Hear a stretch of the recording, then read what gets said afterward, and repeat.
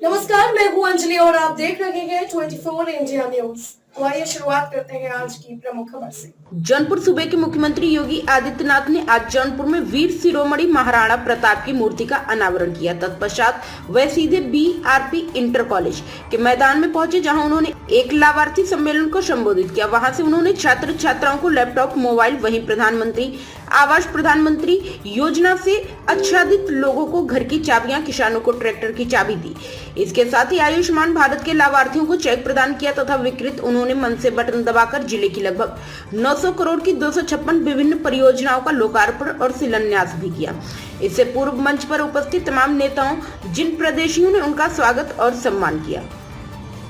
मुख्यमंत्री योगी आदित्यनाथ ने जनसभा को संबोधित करते हुए कहा कि पूर्व में भी नगर पालिका परिषद के चुनाव में आया था और आप लोगों ने जीत दर्ज कराकर जनपद में ट्रिपल इंजन की सरकार को मजबूती प्रदान किया था। मोदी की गारंटी ने भारत को दुनिया की सबसे बड़ी अर्थव्यवस्था के रूप में स्थापित किया है। यह नए भारत का निर्माण हो रहा है और मैं वीरों की इस धरती पर आप सभी का अभिनंदन करता हूँ। पूर्व की सरकारों में जय श्री राम का नारा लेने पर लाठियां बरसती थी और हम सब लोग अब जय श्री राम का नारा लगाने वालों को भगवान श्री राम का दर्शन कर रहे हैं। आज मोदी जी की डबल इंजन की सरकार के कारण भारत में एक बार फिर से रामराज की स्थापना हुई और विराट विशाल भव्य राम मंदिर बनाकर अयोध्या में तैयार हुआ है।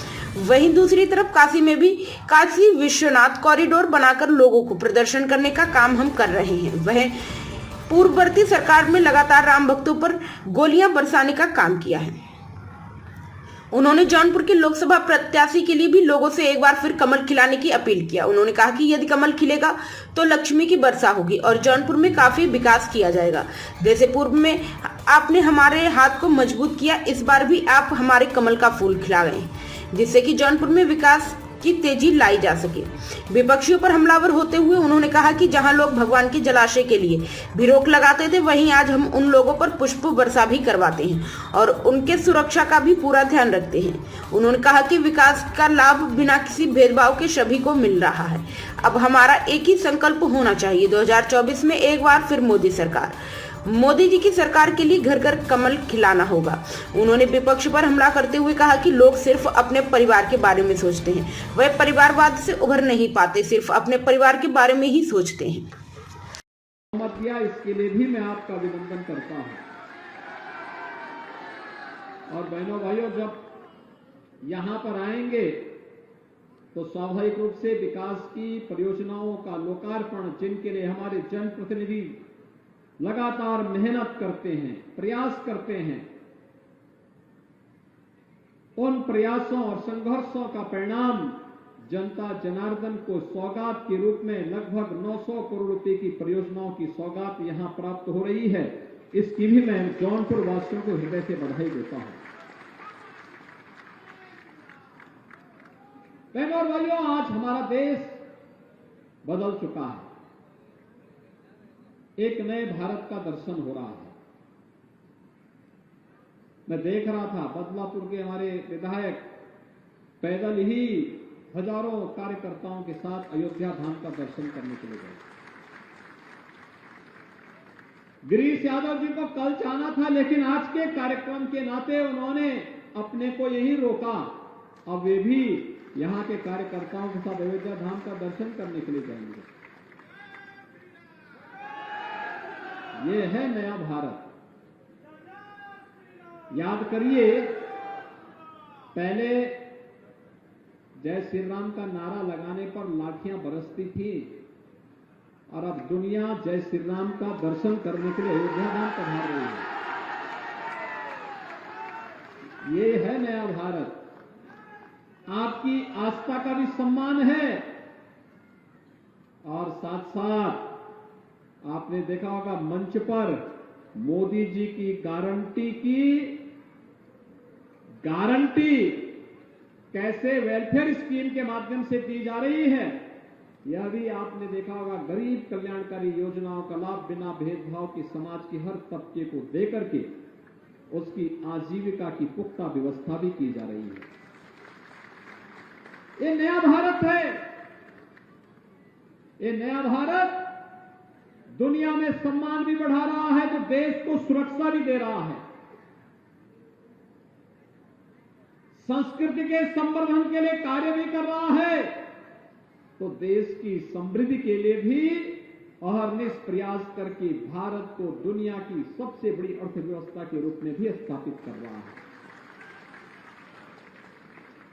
बहनों और भाइयों, प्रधानमंत्री मोदी जी ने देश की आजादी के अमृत महोत्सव पर्व पर एक ही बात कही थी। 75 वर्ष की यात्रा हमारे देश ने पूरी की है आजादी की। अब लक्ष्य क्या होना है? जब ये देश अपनी आजादी के 100 वर्ष पूरा करेगा, शताब्दी महोत्सव मनाएगा, तब कैसा भारत हमें चाहिए? तब हमारे सामने एक सपना होना चाहिए आज कि जिसको हम 25 वर्षों के अंदर एक रोड मैप के रूप में आगे बढ़ा सकें, और वो होगा विकसित भारत का। विकसित भारत, विकसित भारत।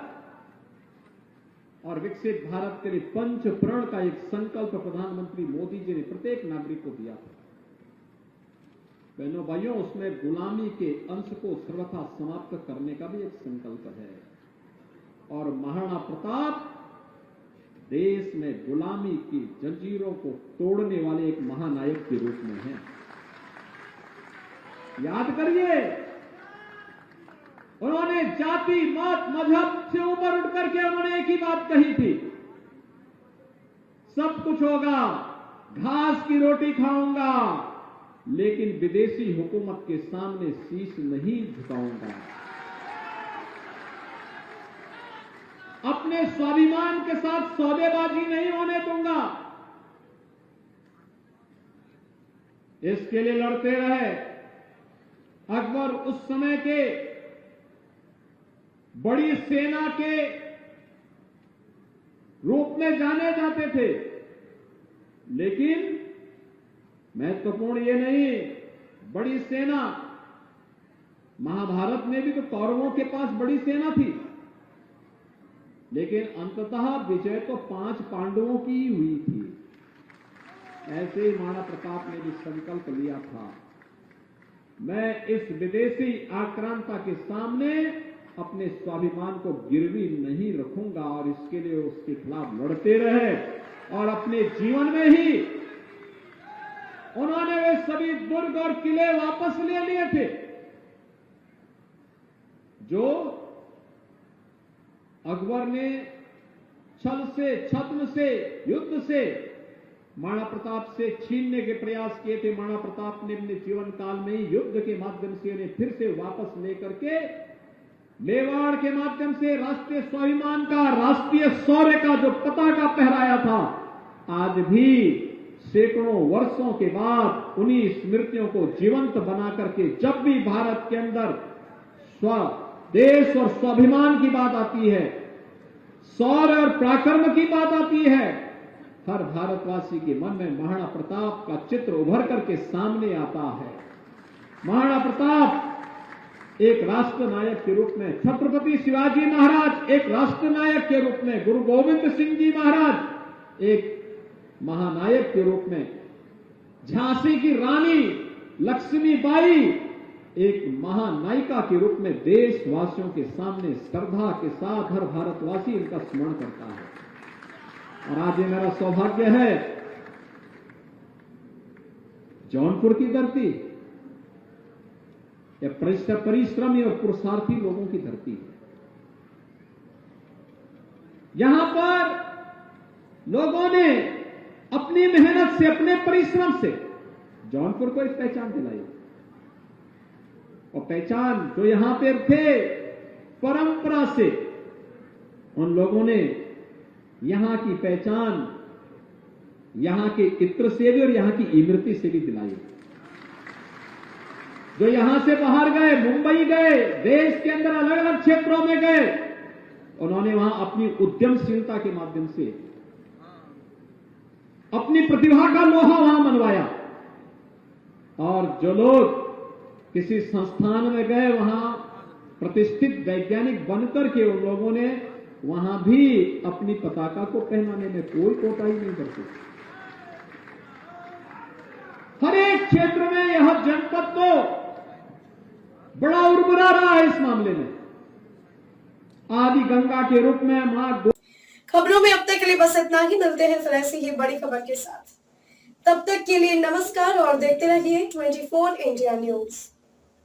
अगर आपको हमारी वीडियो पसंद आएगा तो लाइक, कमेंट और शेयर करें और ऐसी ही खबरों से जुड़े रहने के लिए आप हमारे YouTube चैनल 24 इंडिया न्यूज को सब्सक्राइब